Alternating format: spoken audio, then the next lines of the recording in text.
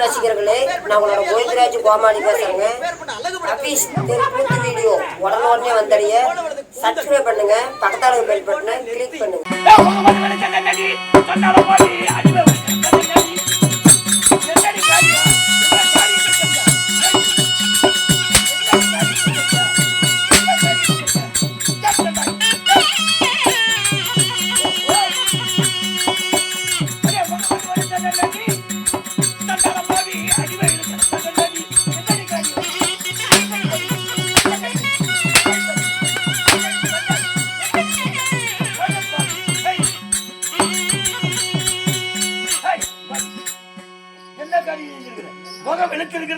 அடிவயிறு கணத்திருக்கிறது.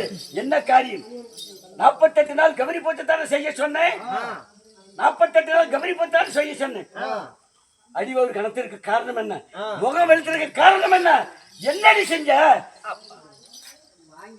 48 நாள் சிவன் பூஜை செய்யும் பொழுது 47 நாள் சிவன் பூஜை சரியாக செய்தேன். 48வது நாள் சிவன் பூஜை செய்யும் பொழுது குளக்கரை சென்று குளித்து வரும் பொழுது அந்த குளக்கரையில் முன்பதாக ஒரு ஆடவனை கண்டேன். ஆடவனை கண்டாயா? உண்மைதான். யார் அவன்? எப்பேற்பட்டவன்? அந்த ஆளாக அழகுப்பட்ட அழகாக இருக்கிறாரே, இவர் தண்ணியிலேயே இவளுடைய முகத்தை பார்த்தால் இப்படி ஒரு அழகா தெரியுது என்று நான் உற்று நோக்கி பார்த்தேன். யார் என்று கேட்டேன்.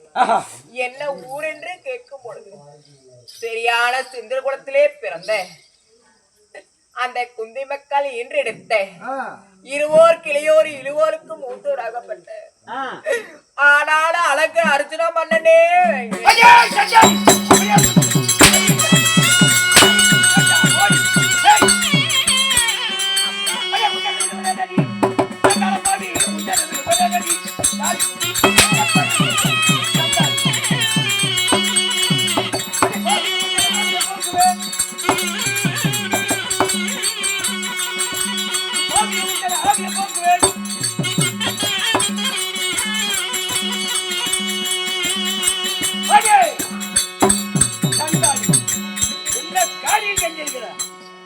படும்பாவி நயவாஞ்சாகி அவனோ எனக்கு எதிரி.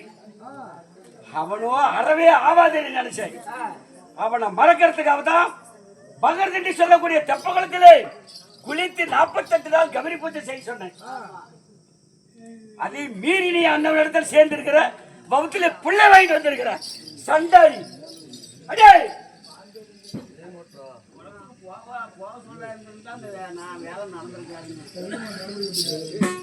இதோ என்னுடைய மகளோ பகர்தண்டி சொல்லக்கூடிய தெப்புகள் பட்டணமா இருக்கிறான்னு சொல்லி நினைச்சேன்.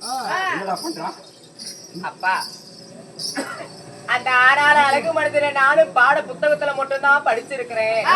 நேரில் பார்த்ததில்லை என்று சொல்லி அவரும் நானும் இருவரும் ஒன்று சேர்ந்து கல்யாணம் செய்வதற்கு முன்பாக தவறு செய்து தப்பதான் என்று நான் எடுத்து உரைக்கும் பொழுது அவர்களும் நானும் சேர்ந்து காந்தர்வ திருமணம் கல்யாணம் மோசமாக கொண்டு திருமணம் செய்தோம்.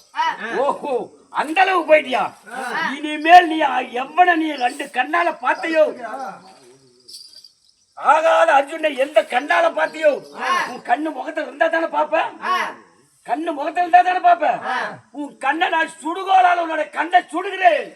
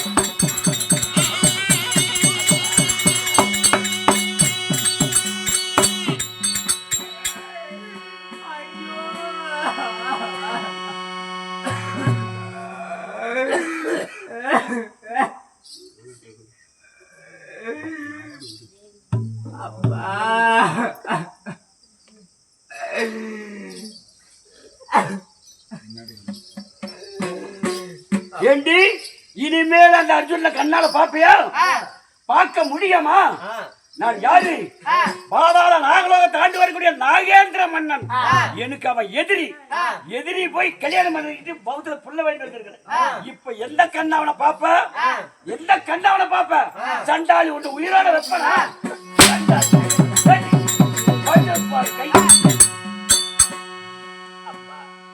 உன்னை உயிரோட வைக்க போறதில்ல. கொலையாளிகளுக்கு வாடா மகாராஜா. இவ இந்த ஊர்லயே இருக்க கூடாது. கானகத்தில் கொண்டு போய் அவளை கண்டமா வெட்டி பறக்கக்கூடிய காகங்களுக்கு இறையா போடுங்க. போ.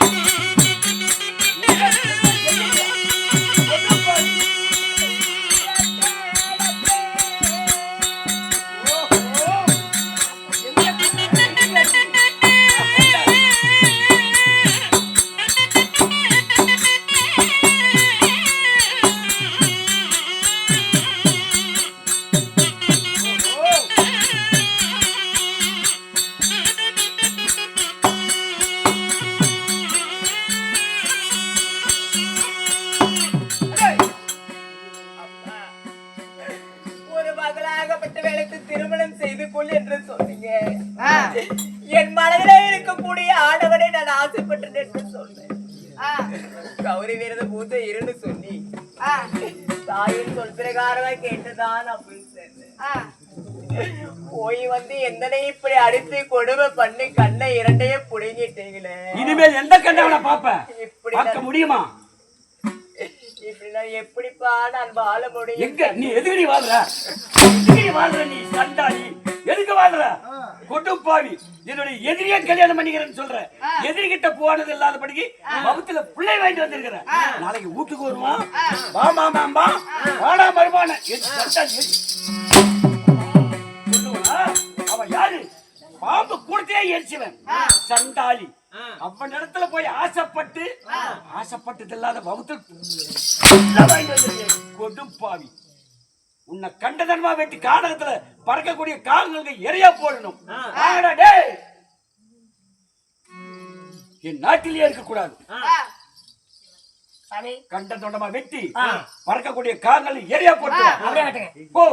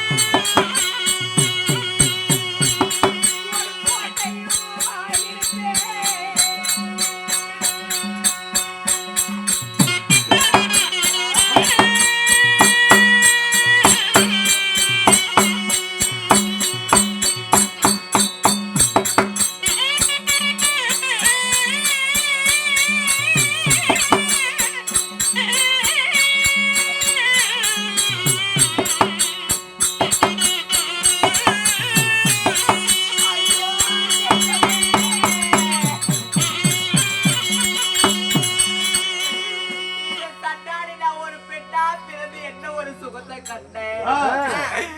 ஒரு மண்ணா பிறந்திருந்தா ஒரு மாளிகை கட்டுறதற்கு நான் உதவி இருப்பேன்.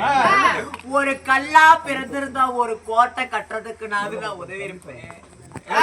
உன்னை பெண்ணா பிறந்து நான் எந்த ஒரு சுகத்தை கண்டோம். எனக்கு பயிர் இல்லாம போனதே கண்ணம்மா.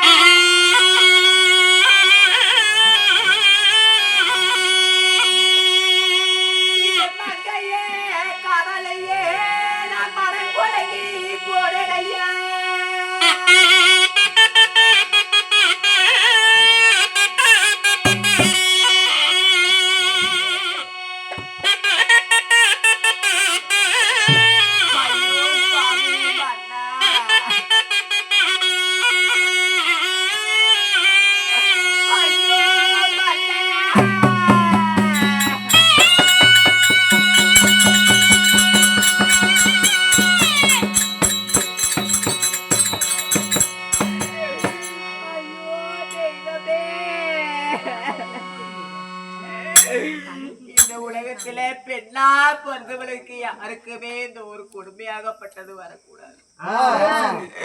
ஒரு பெண்ணா பிறந்து ஆசை வைத்தது தப்பா? ஆசைப்பட்ட இடத்துல சேர்ந்துவது தப்பா?